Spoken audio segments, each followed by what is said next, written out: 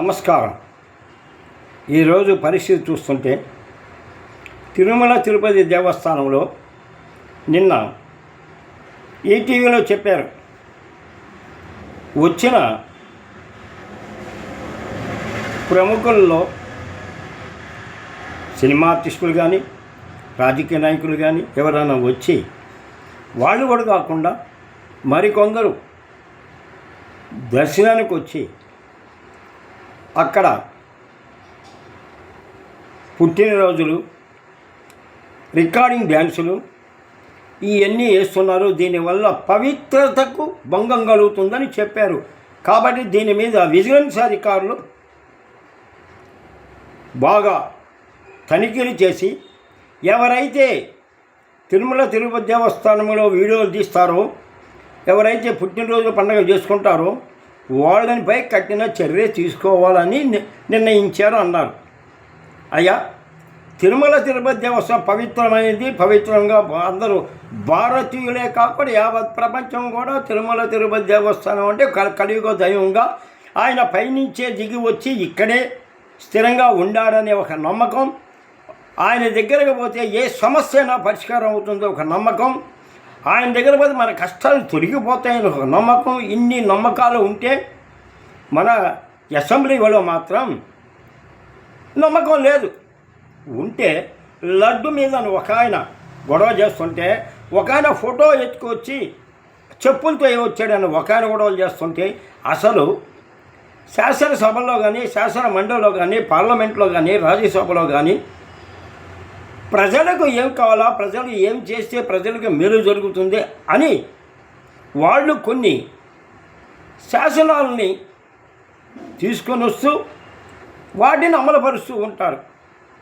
వాళ్ళు తీసుకునే ప్రతి నిర్ణయం యావత్ భారతదేశంలో ఉన్న ప్రజలకు, ఏ రాష్ట్రంలో ఉన్న ప్రజలు కూడా అయ్యా మనకి ఈరోజు జరిగిన సభల్లో మనకి ఈ మేలు జరిగిందని తీసుకొని వస్తుంటే, ఆంధ్రప్రదేశ్లో మటుకు జగన్ గారు లడ్డులో నెయ్యి కప్పారని, దానికి కారణం చంద్రబాబు నాయుడు గారు కానీ ఈ విధంగా వాళ్ళు కొట్టుకోవడం, అసలు ఏ ఒక్క సమస్య కూడా పరిష్కారం కాకుండా వాయిదాలు పట్టడం అని జరుగుతుంది.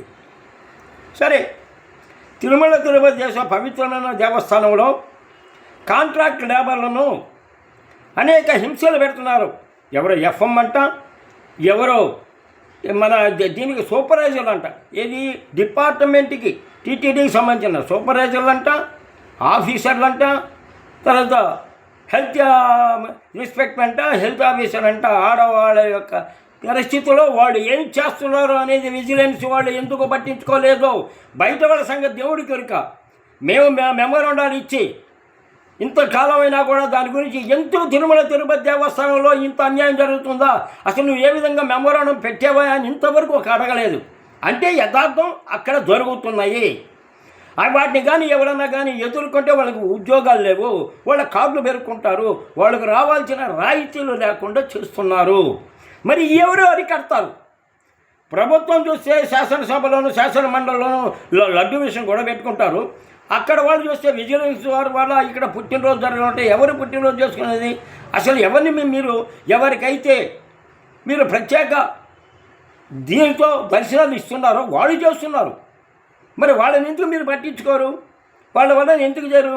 వాళ్ళని పక్కన పెడితే మీకు అక్కడ పని చేస్తున్న హెల్త్ ఇన్స్పెక్టర్లు, హెల్త్ సూపర్వైజర్లు, అక్కడ ఉన్న సూపర్వైజర్లు, కాంట్రాక్ట్ సూపర్వైజర్లు ఎంత అరాచకం చేస్తున్నారో దాని గురించి మేము ఎన్నిసార్లు మెమోరాండం పట్టించుకోలేదే. ఈరోజు ఫోటోలు తీశారని వస్తున్నారా? ఫోటోలు ఎట్లా తీస్తారండి? కెమెరాలు మీరు పెట్టుకుంటున్నారు, లోపల పనిట్లో కెమెరాలని మీరు బాడుకి ఇచ్చారు, వస్తువులు దాచిపెట్టుకొని గదులు ఇచ్చారు కాబట్టి దానిలో పెట్టుకుంటున్నారు. అక్కడ జరుగుతున్నారు. మీరు ఏమి చేస్తున్నారు? కార్మికులకు అన్యాయం జరిగితే పట్టించుకోరా?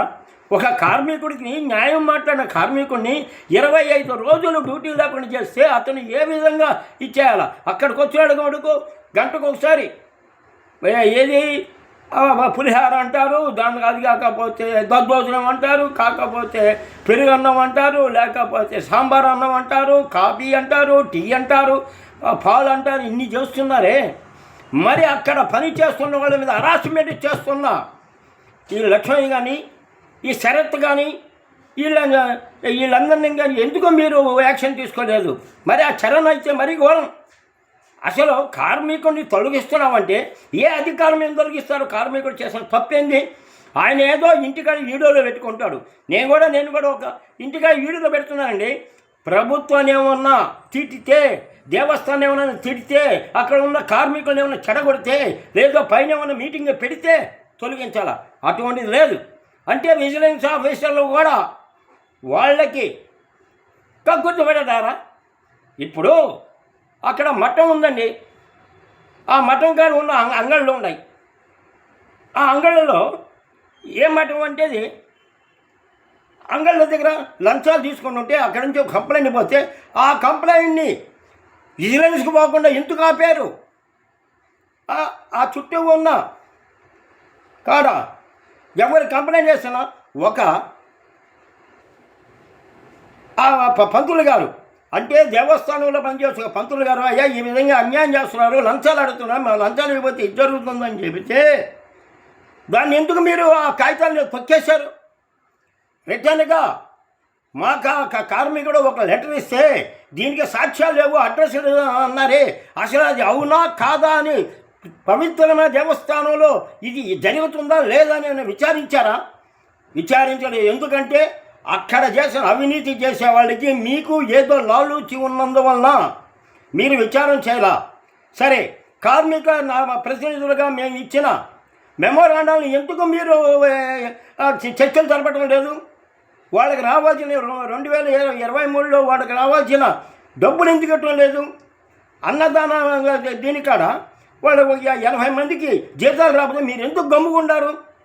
కాబట్టి ఇవి అన్నీ చాలా ఉన్నాయి. వీటి మీద మీరు పరిష్కారం తొందరగా చేయండి. నేను మెమోరాండం ఇచ్చే దాదాపు 3 నెలలు అయిపోతూ ఉంది. ఈ 3 నెలలైనా మీరు పట్టించుకోలేదంటే ఇక దేవుడి కాడికి వచ్చే సామాన్య భక్తుల గురించి మీరేం పట్టించుకుంటారు? కార్మికులని పట్టించుకున్న వాళ్ళు ఏమన్నా కార్మికులు మీలాగా ఫ్యాన్ కింద కూర్చుంటున్నారా? మండిపోయే ఎండలో పనిచేస్తున్నారు. వాళ్ళు ఏదన్నా అయ్యా ఈ ఎండ మండిపోతుంది కొంచెం కూర్చుందాం, అలసిపోయిన కూర్చుందాం అంటే వాళ్ళ మీద యాక్షన్. మరి ఫ్యాన్లలో కూర్చొని వాళ్ళ మీద సూపర్వైజింగ్ చేస్తున్నా, వాళ్ళకి మీరు ఇచ్చేస్తున్నా, ఈ కాంట్రాక్ట్ సూపర్వైజర్లు కానీ అక్కడున్న హెల్త్ సూపర్వైజర్లు కానీ వాళ్ళ మీద చేసిన కంప్లైంట్ మీరు ఎందుకు ఎంక్వైరీ చేయటంలా? అంటే విజిలెన్స్ వాళ్ళను కూడా మీకు కళ్ళు కప్పుతున్నారు అన్నమాట. కాబట్టి మీరు ఇవన్నీ దయించి న్యాయం చేస్తారని, అదేవిధంగా ప్రభుత్వానికి అయ్యా అసెంబ్లీలో మాధవరెడ్డి గారు ఆర్టీసీ రిటైర్ అయిన కార్మికులకు జీవన వృత్తి ఇవ్వండి. వాళ్ళు ఉండేది 6,000 మంది, 7,000 మంది. ఎందుకంటే రోజుకి చచ్చిపోతున్నారు. 1/9/2014 ముందు రిటైర్ అయిన వాళ్ళు ఎందరో చచ్చిపోయినారు. ఆ డబ్బులన్నీ మీ దగ్గర ఉన్నాయి, ఎస్ఆర్బిఎస్ డబ్బులు మీ దగ్గర ఉన్నాయి. అవన్నీ కూడా మీరు చేసిన పనికి వీళ్ళు బాధలు పడుతున్నారు. ఆయన ఒక ట్రాన్స్పోర్ట్ మినిస్టర్, నేను ముఖ్యమంత్రి గారితో చర్చించి చర్య తీసుకుంటున్నాను. ఇప్పటికి 20 రోజులు అయిపోయినా కూడా చర్చ లేదు. దాని గురించి అసలు అనుకున్న వాళ్ళు లేరు. అంటే మీ ప్రభుత్వాలు తప్పు చేయొచ్చు, మీరు తప్పు చేయొచ్చు, కానీ కార్మికుడు చేయగానే తప్పు చేయకపోయినా మీరు శిక్షిస్తున్నారు. కాబట్టి ఇది పద్ధతి కాదు. దీని మీద మీరు త్వరలో ఒక నిర్ణయం తీసుకోకపోతే నేను నెల్లూరు నుంచి పాదయాత్ర చేస్తాను. ఎండాకాలం వచ్చింది, నా వయసు 79 సంవత్సరాలు. నేను పాదయాత్ర చేసి నాకేమైనా జరిగితే బాధ్యులు ప్రభుత్వము, టీటీడీ దేవస్థానం వాళ్ళు, హెల్త్ ఇన్స్పెక్టర్లు, హెల్త్ సూపర్వైజర్లు, హెల్త్ ఆఫీసర్లు వీళ్ళే బాధ్యులు అవుతారు. మీరు బాధ్యులు అవుతారు.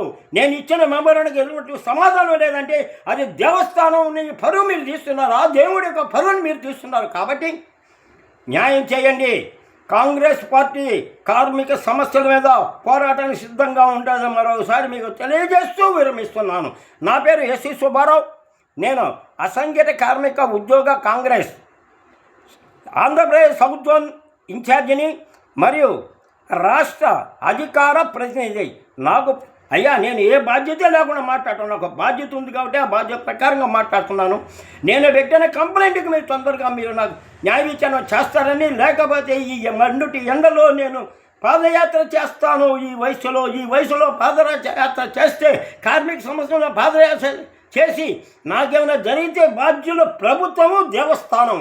దీని నష్టపరిహారం నాకేమో జరిగిన నష్టపరిహారం కూడా ప్రభుత్వం కానీ దేవస్థానమే కట్టియాలని కోరుతూ విరమిస్తున్నాను.